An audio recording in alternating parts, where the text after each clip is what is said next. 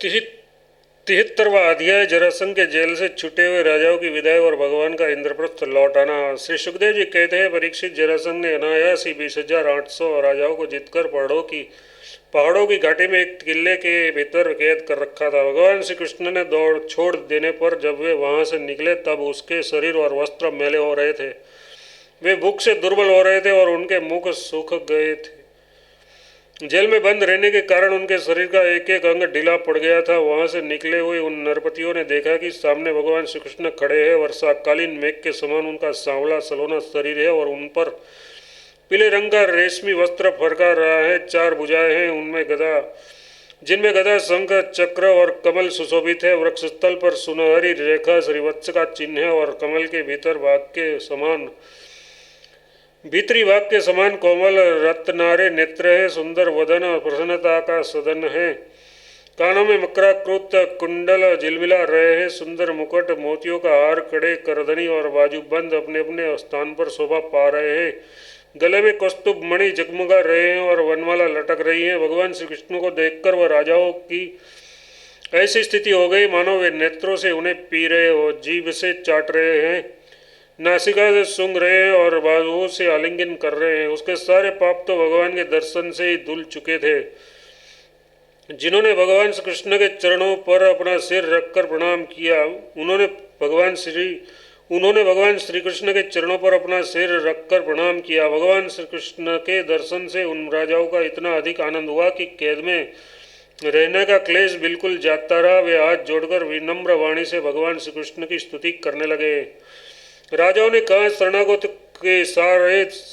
के सारे दुख और भय हर लेने वाले देवेश्वर सच्चिदानंद स्वरूप अविनाशी श्री कृष्ण, हम आपको नमस्कार करते हैं। आपने जरासंध के कारागार से तो हमें छुड़ा ही दिया, अब इस जन्म मृत्यु रूपी घोर संसार चक्र से भी छुड़ा दीजिए, क्योंकि हम संसार में दुख का कटु अनुभव करके उससे उब गए हैं और आपकी शरण में आए हैं। प्रभु, अब आप हमारी रक्षा कीजिए। मधुसूदन, हमारे स्वामी, हम मगधराज जरासंध का कोई दोष नहीं देखते। भगवान, ये तो आपका बहुत बड़ा अनुग्रह है कि हम राजा कहलाने वाले लोग राजलक्ष्मी से च्युत कर दिए गए, क्योंकि जो राजा अपने राज्य ऐश्वर्य के मद से उन्मत्त हो जाता है उसको सच्चे सुख की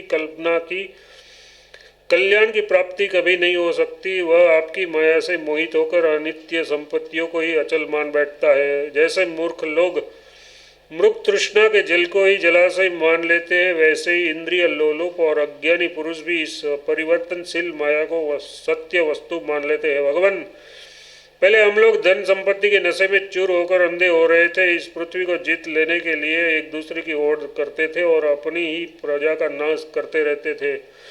सचमुच हमारा जीवन अत्यंत क्रूरता से भरा हुआ था और हम लोग इतने अधिक मत वाले हो रहे थे कि आप मृत्यु रूप से हमारे सामने खड़े हैं, इस बात की भी हम तनिक परवाह नहीं करते थे। सच्चिदानंद स्वरूप श्री कृष्ण काल की गति बड़ी गहन है। वह इतना बलवान है कि किसी के टाले चलता नहीं, क्योंकि न तो वह आपका शरीर ही तो है, अब उसने हम लोगों को श्रीहीन निर्धन कर दिया है। आपकी अहेतुक अनुकंपा से हमारा घमंड चूर चूर हो गया है। अब हम आपके चरण कमलों का स्मरण करते हैं। विभो, ये शरीर दिन रात क्षीण होता जा रहा है। रोगों की तो ये जन्मभूमि है। अब हमें इस शरीर से भोगे जाने वाले राज्य की अभिलाषा नहीं है, क्योंकि हम समझ गए हैं कि वह मृग तृष्णा के जल के समान सर्वदा मिथ्या है। यही नहीं, हमें कर्म के फल स्वर्गादि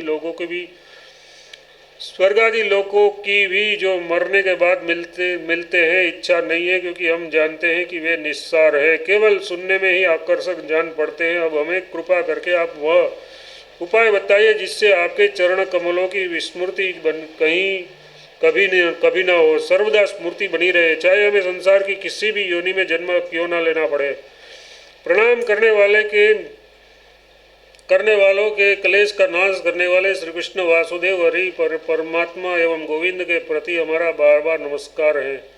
श्री सुखदेव जी कहते हैं, परीक्षित, कारागार से मुक्त राजाओं ने जब इस प्रकार वरुणामलई भगवान श्री कृष्ण की स्तुति की, तब शरणागत रक्षक प्रभु ने बड़ी मधुर वाणी से उनसे कहा। भगवान श्री कृष्ण ने कहा, नरपतियों, तुम लोगों ने जैसे इच्छा प्रकट की है उससे अनुरूप आज से तुम में मुझसे तुम लोगों की निश्चय ही सुदृढ़ भक्ति होगी। ये जान लो कि मैं सबका आत्मा और सबका स्वामी हूँ। नरपतियों, तुम लोगों ने जो निश्चय किया है वह सचमुच तुम्हारे लिए बड़े सौभाग्य और आनंद की बात है। तुम लोगों ने मुझसे जो कुछ कहा है वह बिल्कुल ठीक है, क्योंकि मैं देखता हूँ धन संपत्ति और ऐश्वर्य के मद से चूर होकर बहुत से लोग उच्छल और मतवाले हो जाते हैं। हे नहुष, वैन, रावण, नरकासुर आदि अनेकों देवता, दैत्य और नरपति श्रीमद के कारण अपने स्थान से पद से च्युत हो गए। तुम लोग ये समझ लो कि शरीर और इसके संबंधी पैदा होते हैं, इसलिए उसका नाश भी अवश्यम भावी है। अतः उसमें आसक्ति मत करो। बड़ी सावधानी से मन और इंद्रियों को वश में रखकर यज्ञों के द्वारा मेरा यजन करो और धर्मपूर्वक प्रजा की रक्षा करो।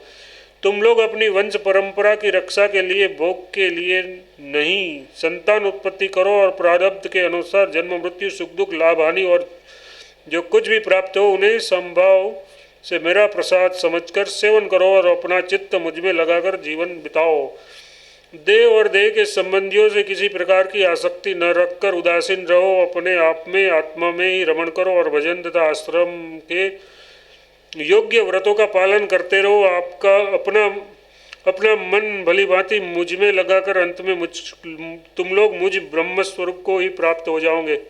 श्री सुखदेव जी कहते हैं, परीक्षित मुनीश्वर, भगवान श्री कृष्ण ने राजाओं को ये आदेश देकर उन्हें स्नान आदि कराने के लिए बहुत से स्त्री पुरुष नियुक्त कर दिए। परीक्षित जरासंध के पुत्र सहदेव से उसको राजोचित वस्त्र, आभूषण, माला, चंदन आदि दिलवाकर उसका खूब सम्मान करवाया। जब वे स्नान करके वस्त्राभूषणों से सुसज्जित हो चुके तब भगवान ने उन्हें उत्तम उत्तम पदार्थों का भोजन करवाया और पान आदि विविध प्रकार के राजोचित भोग दिलवाए।